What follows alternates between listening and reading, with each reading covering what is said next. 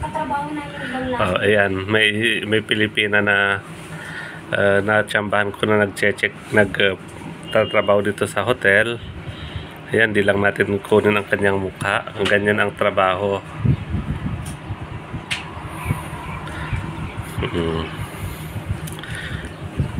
Sa bigat ng mga bed na yan, binubuhat, pinapalitan ng lahat-lahat. Araw-araw yan. Mga gusto mag-apply pag-isipan. Yung mga gusto mag-apply daw, pag-isipan daw ninyo. Yan, dami lang yung katawan nyo. Oo, yun talaga, dapat talaga ihanda ang katawan. Tapos pero tingnan mo yung umuwi, masayang din ano.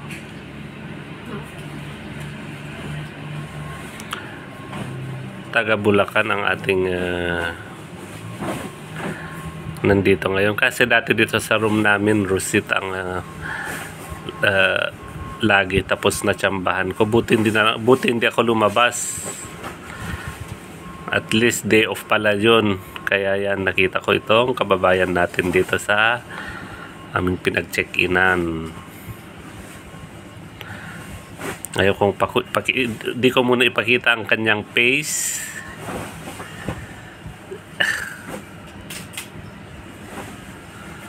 Kaya yung mga habang kausap ko kasi siya, ang dami niyang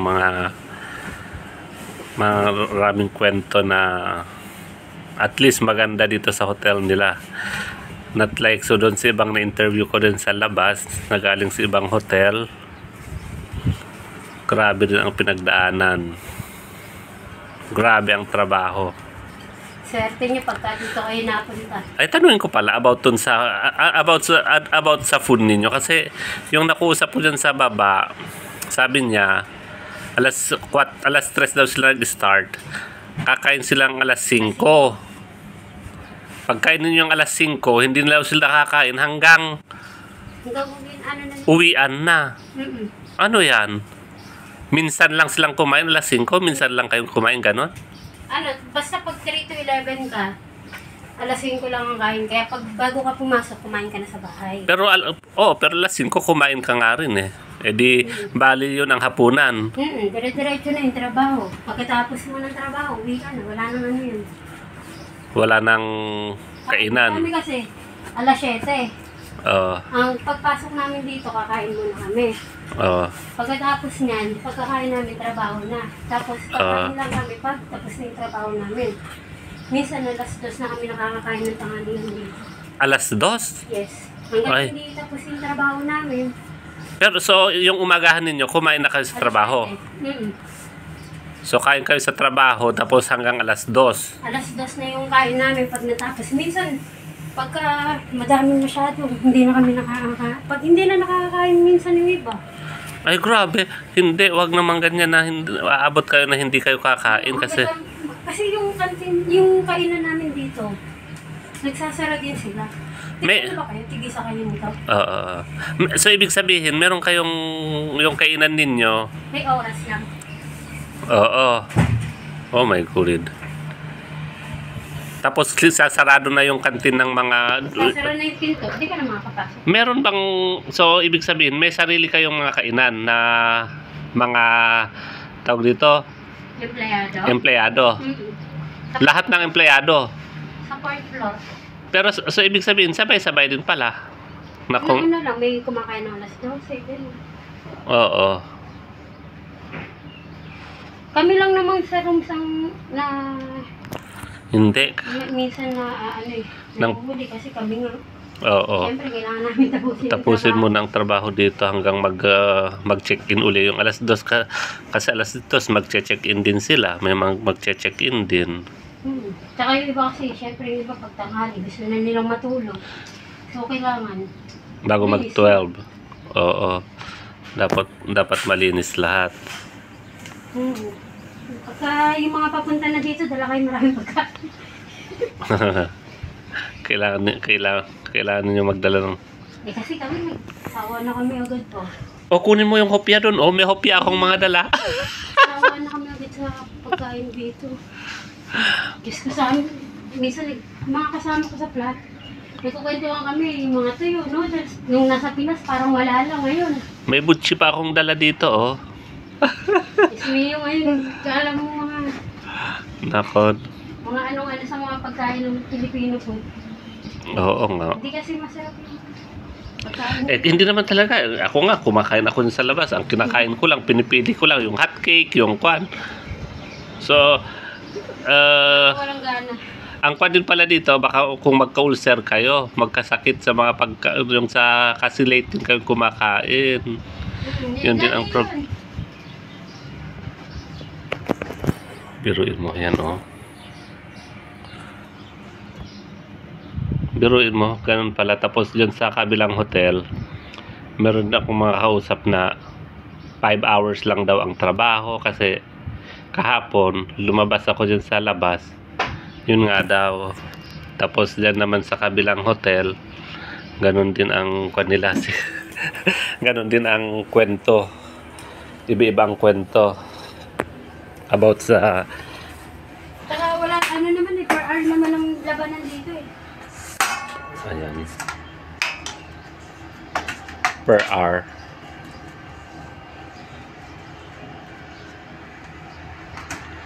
Pinupunas-punasan yung mga table sa loob labas. About sa sahod ninyo, magkano ang sahod ninyo? Ano, 5,570 yata. How about 5,570? How about dun sa halimbawa may OT kayo overtime? Umaabot din minsan ng ano. Yung iba, yung mga kasamahan namin, ano eh. Umaabot ng 95, mga ganun. Pag may mga OT, minsan, pag maganda yung ano, umaabot sila 100. Aabot din ng 100. Umaabot ng 100 yung sahod nila. So, ikaw nung ngayon ka pa lang sa sahod ng buo. 10 days kasi yung pinasok namin yun. So 10 days. 30 something. 30,000 yung 10 days mo. Okay, okay na rin yun. 31? Kasi kinaltas na yung cash advance eh. Ay, may advance na kayo. Pagdating dito, binigyan kami ng 300 shekel para pang panimula ba, pambili ng pagkain namin. Oh, hindi ba? Tapos dun sa ibang hotel, wala. Wala daw silang ganun. Wala silang ganun. Oo, tapos yung iba dun sa ibang hotel din. Tapos ang maganda pala dito sa lot, may nakausap ako dun sa baba. Pag magbakasyon ka pala, babayaran muna nila yung ticket mo. Tsaka nila ikakaltas sa sahod. Diyan naman sa kabila, wala. Walang ganyan. Maganda nga. Ito nga daw may pinakamagandang policy. Oo. Ang lots. Kahit yung mga nakakausap namin sa yung Tiberias, dito daw yung may magandang... Itong lot kasi, wala siyang ibang private to eh. Private hotel to, hindi siya corporation. Oo, isa lang may ano nito. Oo. So, yun ang isang advantage niya. At least walang ibang Tsaka maganda lang dito kuya, di ba? Kunyari, ngaragang trabaho. Oo. Yung mga bisor namin, tumutulong sila. Nakikita ko, nakausap nga, kahapon nga, nung pag-check-in nga namin, nakita ko yung may-ari eh. Yung mga tumutulong sila. Kahit yung mga bisor, tutulong yung... Oo, nakita ko nga yung bisor ninyo kahapon, naglilinis doon, tapos nagsaserve ng pagkain doon sa... Oo, ganun nga sila, kung baka tulungan. Oo. Kaya siguro nasasabi ng ibang hotel na maganda dito. Oo. Kasi nga tumutulong yung mga namin. Hindi daw katulad sa ibang hotel na pagbisog. Wala. Oo. Oo. Ayan. So, ganyan. Isang kwento na naman ng ating kasamahan ang natapos ngayon. So, ganun talaga. Kung may bala kayong mag-apply, pag-isipan daw ninyo, sabi niya. Oh, di ba? Ayan. Kung kakayanin ng katawan niyo. Oo, kung kaya ng katawan ninyong ganyan, magganyan, kasi buti, tapos dito kasi carpet pa ang kwan nila eh. Pero meron din Alam niyo kung bakit carpet ang nilagay dito? Kasi pag winter, at least mainit pa rin. Sa baba, mga kahoy. Pero sa room talaga, recommended talaga dapat carpet. Para kahit winter, hindi siya masyadong malamig. Okay lang mag-inilak dito. Sige lang. Ayan, tingnan natin. Ayan, nag-sponge na. Nag-sponge na rin. Longsin natin tapos. Sige. Huwag na dito, banda rito. Yan ang mga trabaho nila, kaya yung mga mag-a-apply dito, pag-isipan muna ninyo. Sabi ng ating mga naka-experience ha, pag-isipan daw. Kasi, ang trabaho dito, totoong malaki kita, pero hindi madali ha. Oh, narinig ninyo?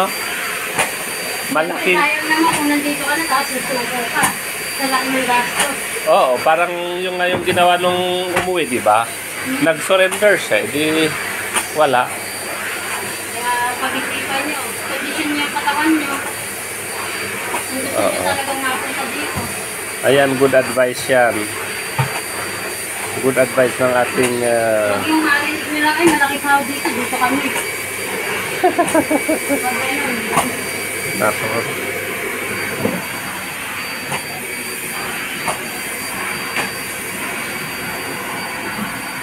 Ayan, natapos na.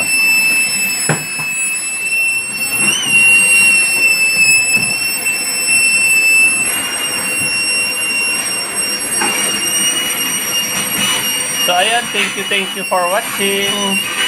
Maghanap ulit tayo ng iba. Baka may makausap tayo.